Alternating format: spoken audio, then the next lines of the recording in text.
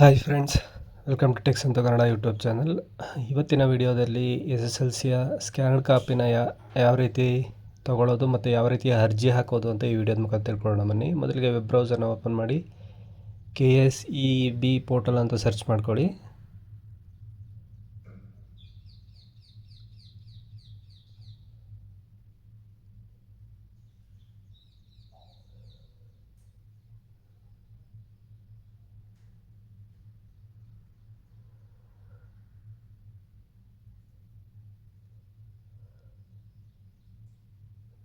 So search ಮಾಡಿದ ನಂತರ ನಿಮಗೆ ಮೊದಲನೇ ಆಪ್ಷನ್ ಬರ್ತಲ್ಲ, ಅದನ್ನು ಕ್ಲಿಕ್ ಮಾಡ್ಕೊಳ್ಳಿ. ಸೊ ಇಲ್ಲಿ ಆನ್ಲೈನ್ ಸರ್ವಿಸ್ ಅನ್ನೋ ಇದೆಯಲ್ಲ, SSLC ಅಂತ ಆಪ್ಷನ್ನು, ಅದ್ರ ಕೆಳಗಡೆ ಕ್ಲಿಕ್ ಮಾಡ್ತೀನಿ ನೋಡಿ. ಫಸ್ಟ್ ಒನ್ ಆಪ್ಷನ್ SSLC 2026 ಅದನ್ನು ಕ್ಲಿಕ್ ಮಾಡಿಕೊಂಡ್ರೆ ನೀವು ಇಲ್ಲಿ ನೋಡ್ಬೋದು ಅರ್ಜಿ ಯಾವಾಗಿಂದ ಶುರು ಆಗುತ್ತೆ ಮತ್ತು ಯಾವಾಗ ಎಂಡ್ ಆಗುತ್ತೆ, ಮತ್ತು ರೀಟೋಟ್ಲಿಂಗ್ ಯಾವಾಗ, ಮತ್ತು ರಿವ್ಯಾಲ್ಯೂಯೇಷನ್ಗೆ ಯಾವಾಗ ಹಾಕೋದು, ಅದೆಲ್ಲನೂ ಇಲ್ಲಿ ಡೀಟೇಲ್ಡಾಗಿ ಬರುತ್ತೆ. ಸೊ ಇಲ್ಲಿ ಕಂಪ್ಲೀಟಾಗಿ ನೋಡ್ಕೊಳ್ಳಿ. ನಂತರ ಇದೆಲ್ಲನೂ ನೋಡ್ಕೊಂಡ ನಂತರ ನಿಮಗೆ ಆನ್ಲೈನ್ ಅನ್ನೋ ಅಪ್ಲಿಕೇಶನ್ ಇಲ್ಲಿ ಕೆಳಗಡೆ ಬರುತ್ತೆ ನೋಡಿ, ಅಲ್ಲಿ ಕ್ಲಿಕ್ ಮಾಡ್ತೀನಿ.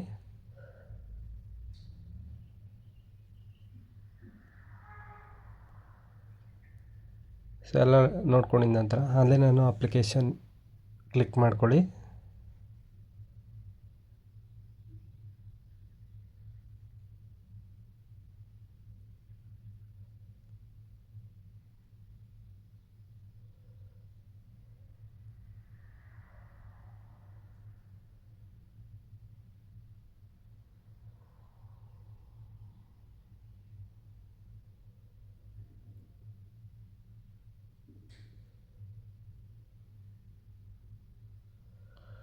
ಸೊ ಆನ್ಲೈನ್ ಅಪ್ಲಿಕೇಶನ್ ಕ್ಲಿಕ್ ಮಾಡಿದ ನಂತರ ನಿಮಗೆ ಇಲ್ಲಿ ಅಪ್ಲಿಕೇಶನ್ ಫಾರ್ ಫೋಟೋ ಕಾಪಿ ಅನ್ನೋ ಆಪ್ಷನ್ ಇದೆಯಲ್ಲ, ಅದನ್ನು ಕ್ಲಿಕ್ ಮಾಡ್ಕೊಳ್ಳಿ. ನಂತರ ಇಲ್ಲಿ ನಿಮ್ಮ PUC ರಿಜಿಸ್ಟರ್ ನಂಬರ್ ಎಂಟ್ರಿ ಮಾಡಿ.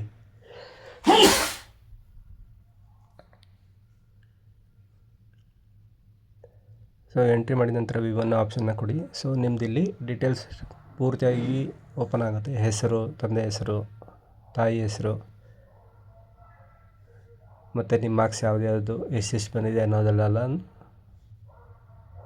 ಈ ರೀತಿ ವ್ಯೂ ಮಾಡಿ ತೋರಿಸುತ್ತೆ. ನಿಮಗೆ ಯಾವುದಕ್ಕೆ ಸ್ಕ್ಯಾನ್ ಕಾಪಿ ಬೇಕು ನಿಮಗೆ, ಅದನ್ನು ಎಸ್ ಅಂತ ಆಪ್ಷನ್ ಮೇಲೆ ಕ್ಲಿಕ್ ಮಾಡ್ಕೊಳ್ಳಿ. ಸೆಲೆಕ್ಟ್ ಸಬ್ಜೆಕ್ಟ್ಸ್ ಅಂತ ಇದೆಯಲ್ಲ, ಅಲ್ಲಿ ಎಸ್ ಅನ್ನೋ ಆಪ್ಷನ್ನ ಕ್ಲಿಕ್ ಮಾಡ್ಕೊಳ್ಳಿ. ನಿಮಗೆ ಎಷ್ಟು ಸಬ್ಜೆಕ್ಟು ನಿಮ್ಮ ಸ್ಕ್ಯಾನ್ ಕಾಪಿ ಬೇಕು. ಸೊ ಒಂದಕ್ಕೆ 400 ರೂಪಾಯಿ ಥರ ಚಾರ್ಜಸ್ ಆಗುತ್ತೆ. ಸೊ ನಿಮಗೆ ಎಷ್ಟು ಸಬ್ಜೆಕ್ಟ್ನ ನೀವು ಇದು ಮಾಡ್ಕೋಬೋದು ಅಷ್ಟನ್ನು ನೀವು ಸೆಲೆಕ್ಟ್ ಮಾಡ್ಕೊಳ್ಳಿ. ಸೊ ಸೆಲೆಕ್ಟ್ ಮಾಡ್ಕೊಂಡಿದ ನಂತರ ಸ್ವಲ್ಪ ಸ್ಕ್ರೋಲ್ ಮಾಡಿ, ನಂತರ ಇಲ್ಲಿ ನಿಮ್ಮ ಫೋನ್ ನಂಬರ್ ಮತ್ತು ಇಮೇಲ್ ID ಎಂಟ್ರಿ ಮಾಡ್ಕೊಳ್ಳಿ. ಸೊ ಏನು ಫೋನ್ ನಂಬರ್ ಎಂಟ್ರಿ ಮಾಡ್ತೀರಾ ಅದಕ್ಕೆ ಒಂದು OTP ಬರುತ್ತೆ.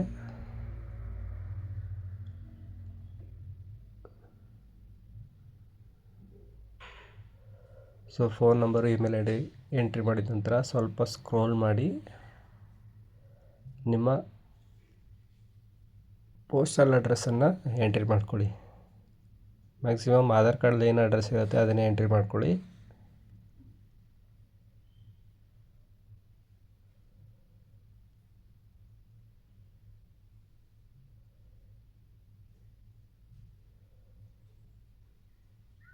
ಸೊ ಅಡ್ರೆಸ್ ಎಲ್ಲ ಎಂಟ್ರಿ ಮಾಡಿದ ನಂತರ ಜನರೇಟ್ OTP ಅನ್ನೋ ಆಪ್ಷನ್ ಇದೆಯಲ್ಲ, ಅದನ್ನು ಕ್ಲಿಕ್ ಮಾಡ್ಕೊಳ್ಳಿ. ಕ್ಲಿಕ್ ಮಾಡ್ಕೊಂಡಿದ ನಂತರ ನಿಮ್ಗೆ ಅಲ್ಲಿ ಒಂದು ಚಲನ್ ನಂಬರ್ ಬರುತ್ತೆ. ಸೊ ಆ ನಂಬರ್ನ ನೀವು ರೆಫರೆನ್ಸ್ ಆಗಿ ಇಟ್ಕೊಂಡು ನಿಮ್ಮ ಫ್ಯೂಚರ್ ರೆಫರೆನ್ಸ್ ಇವಾಗ ಅಪ್ಡೇಟ್ ಎಲ್ಲ ಆದಮೇಲೆ, ಮೀನ್ಸ್ ಇವೆಲ್ಲ ಎಂಟ್ರಿ ಮಾಡಿದ್ಮೇಲೆ ನಿಮ್ಗೊಂದು ಚಲನ್ ನಂಬರ್ ಬರುತ್ತಲ್ಲ, ಸೊ ಅದ್ರ ಥ್ರೂನೇ ನೀವು ಫೋಟೋ ಕಾಪಿನ ಡೌನ್ಲೋಡ್ ಮಾಡಬೇಕಾಗತ್ತೆ. ಸೊ ಫೋಟೋ ಕಾಪಿ ನಿಮ್ಗೆ ಸಿಗೋಕ್ಕೆ 1 ರಿಂದ 3 ದಿನದೊಳಗಡೆ ಸಿಗುತ್ತೆ.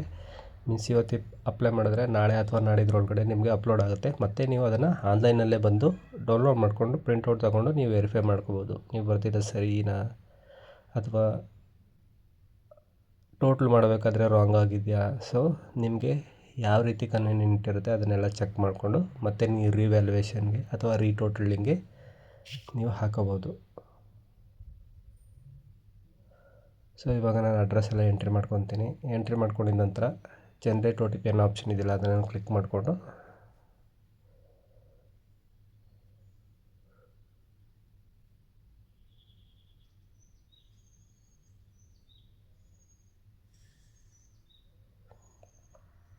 ಎಂಟ್ರಿ ಮಾಡಬೇಕಾದ್ರೆ ಕೇರ್ಫುಲ್ಲಾಗಿ ಎಂಟ್ರಿ ಮಾಡಿ. ಒಂದು ಸಲ ಸಬ್ಮಿಟ್ ಆದರೆ ಮತ್ತೆ ಎಡಿಟ್ ಮಾಡೋಕ್ಕೆ ಬರಲ್ಲ. ಎಷ್ಟು ಸಬ್ಜೆಕ್ಟು ನೀವು ಫೋಟೋ ಕಾಪಿನ ತಗೋಬೇಕು ಅದನ್ನೆಲ್ಲ ಕರೆಕ್ಟಾಗಿ ಎಂಟ್ರಿ ಮಾಡಿಕೊಂಡು ಜನ್ರೇಟ್ OTPನ ಕೊಡಿ. OTP ಎಂಟ್ರಿ ಮಾಡಿ ಸಬ್ಮಿಟ್ ಆದಮೇಲೆ ನೀವು ಮತ್ತೆ ಎಡಿಟ್ ಮಾಡೋಕ್ಕೆ ಬರಲ್ಲ. ಸೊ ಆ ಉದ್ದೇಶದಿಂದ ನೆಕ್ಸ್ಟ್ ಪೇಮೆಂಟ್ ಆಪ್ಷನ್ಗೆ ಹೋಗಿ ಪೇಮೆಂಟ್ನ ಮಾಡಬೇಕಾಗುತ್ತೆ. ಸೊ ಇವಾಗ ಅಡ್ರೆಸ್ಸನ್ನು ಪೂರ್ತಿ ಎಂಟ್ರಿ ಮಾಡ್ಕೊಂಡಿದ್ದೀನಿ. ಸೊ ಇವಾಗ ಜನ್ರೇಟ್ OTP ಮೇಲೆ ಕ್ಲಿಕ್ ಮಾಡ್ಕೊತೀನಿ.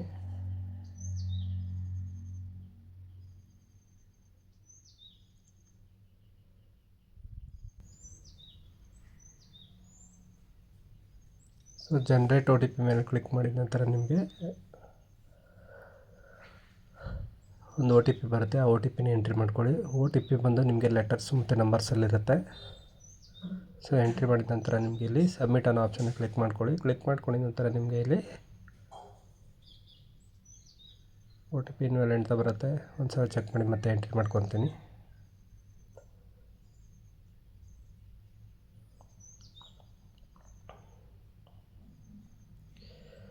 ಸೊ ಇಲ್ಲಿ ಅಪ್ಲಿಕೇಶನ್ ನಂಬರ್ ಅಂತ ಬರುತ್ತಲ್ಲ ಅದನ್ನು ಸೇವ್ ಮಾಡಿ ಇಟ್ಕೊಳ್ಳಿ. ಸೊ ನಂಬರ್ ಎಂಟ್ರಿ ಮಾಡಿದ ನಂತರ ಇಲ್ಲಿ ಮೇಕ್ ಪೇಮೆಂಟ್ ಅನ್ನೋ ಆಪ್ಷನ್ ಇದೆಯಲ್ಲ ಎಲ್ಲ ಸರಿ ಇದೆ ಅಂತ ಒಂದು ಸಲ ಚೆಕ್ ಮಾಡಿಕೊಂಡು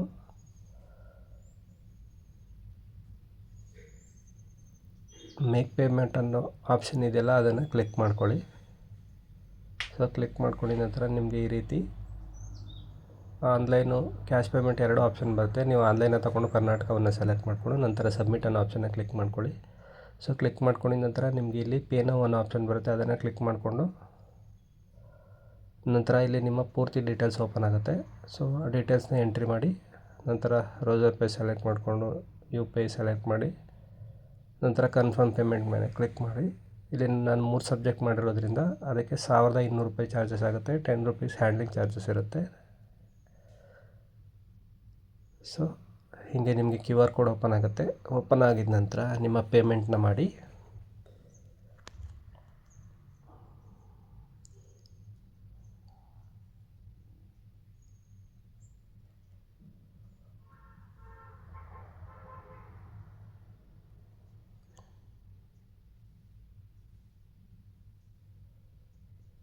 ಸೊ ಪೇಮೆಂಟ್ ಸಕ್ಸಸ್ ಆದ ನಂತರ ನಿಮಗೆ ಇಲ್ಲೊಂದು ಅಕ್ನಾಲಜ್ಮೆಂಟ್ ಜನ್ರೇಟ್ ಆಗುತ್ತೆ. ಸೊ ಅದನ್ನು ನಿಮ್ಮ ಫ್ಯೂಚರ್ ರೆಫರೆನ್ಸ್ಗೋಸ್ಕರ ನೀವು ಅದನ್ನು ಪ್ರಿಂಟ್ಔಟ್ ತೊಗೊಂಡು ಇಟ್ಕೋಬೇಕಾಗತ್ತೆ.